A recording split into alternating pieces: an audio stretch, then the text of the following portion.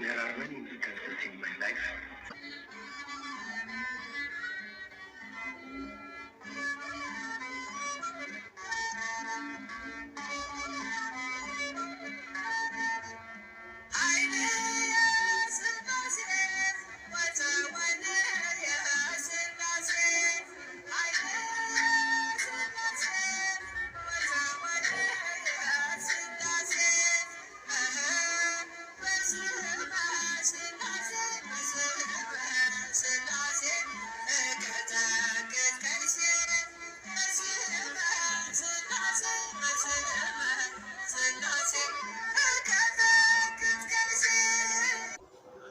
He was the most loved African leader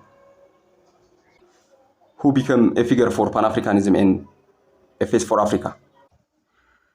President John F. Kennedy of the United States once hailed him as a man whose place in history is already assured.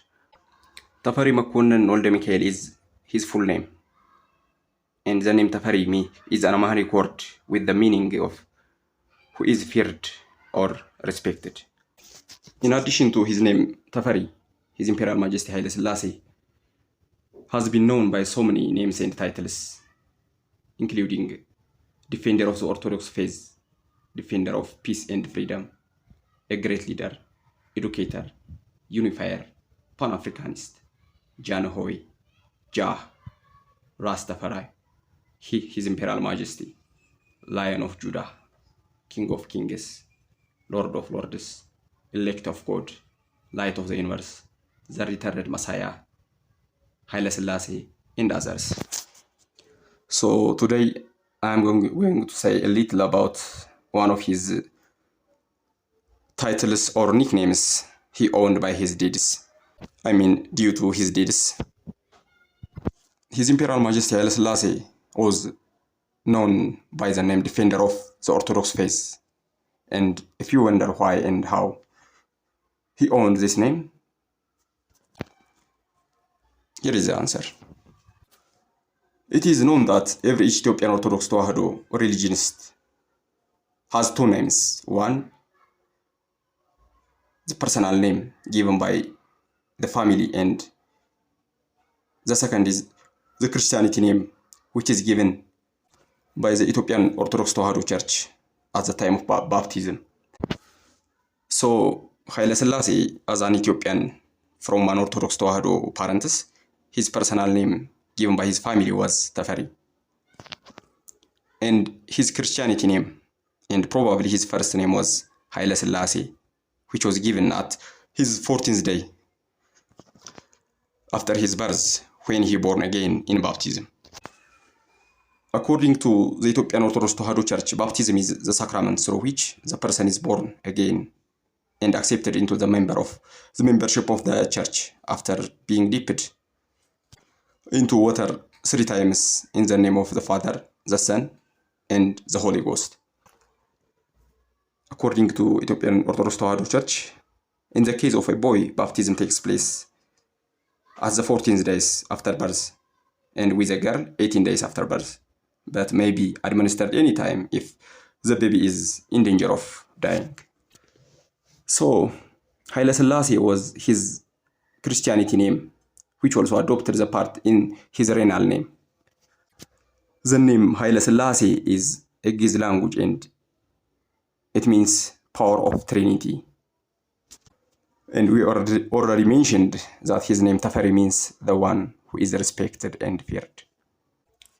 So, when he was a leader of Ethiopia, as he did in so many national and international organizations, he also accomplished a lot in Ethiopian Orthodox Tewahedo Church and other international Orthodox churches. In January 1965, for the first time, the venerable heads of the Oriental Orthodox churches held a conference in Addis Ababa, in a magnificent atmosphere in which all possible grandeur, civil and Celestial. In this conference, His Holiness Abune Kyrillos IV, Pope of Alexandria and Patriarch of the See of St. Mark's, His Holiness Moran Mar Ignatius Jacob III, Patriarch of Antioch and all East, His Holiness Vasken I, Catholics of all Armenians, His Holiness Abune Basilios, Patriarch of Ethiopia, His Holiness Moran Mar Basilios Egon I, Catholics of the East and Malabar, Metropolitan attended the conference inaugurally addressed by His Imperial Majesty Haile Selassie I.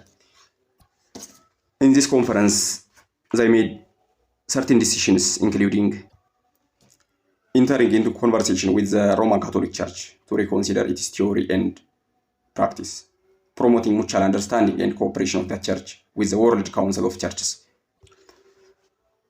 The conference declared His Imperial Majesty Haile Selassie I, Emperor of Ethiopia, Defender of the Faith, and established a secretariat in Addis Ababa. The conference has given an impetus to the old friendship and genuine fraternal relation between the five churches and contribute to the further strengthening of these connections. And recently, in 1941, he also got the right and the religious honor to be called Defender of the Ethiopian Orthodox Church. It is because of his great role in the autocephaly of Ethiopian Orthodox Church from the Coptic Egypt Church. From very early times, the chief of the Ethiopian Church, the Abune, was chosen by the Coptic Patriarch of Alexandria. Ethiopia therefore had an expatriate primate who wielded supreme ecclesiastical power in a alien country with whose language, culture, and psychology he rarely became acquainted. The emperor led a strong movement to bring this situation to an end. From 1941, he conducted the negotiations that continued for 10 years. In 1951, complete religious independence was proclaimed with Abune Basilios at the head of the Church of Ethiopia. On the occasion of the return of the 5 Ethiopian bishops from Alexandria in 1948, when they were anointed and consecrated by the Patriarch of the Egyptian Coptic Church, His Imperial Majesty made this significant statement. It is necessary that the progress which Ethiopia accomplished be harmonized with her faith. Where there is no faith in civilization, but only power, the civilization is surrounded with doubt and fear, and its power expresses itself in brutality. At the time of Emperor Haile Selassie, the Ethiopian Orthodox Church has relations with other Christian churches. For example, ecumenical. From the Greek word ecumeny mean for all the world. In this movement, which was a hope and plan for the eventual union of all Christian churches, the Ethiopian Orthodox Church was playing a part. For this purpose, it has made many friendly contacts with Western Christians, and these contacts are becoming increasingly frequent, even now. In the next video, we will address the Ethiopian Orthodox Church relation with non-Chalcedonian and Chalcedonian churches. For today, thank you for listening. Bye-bye.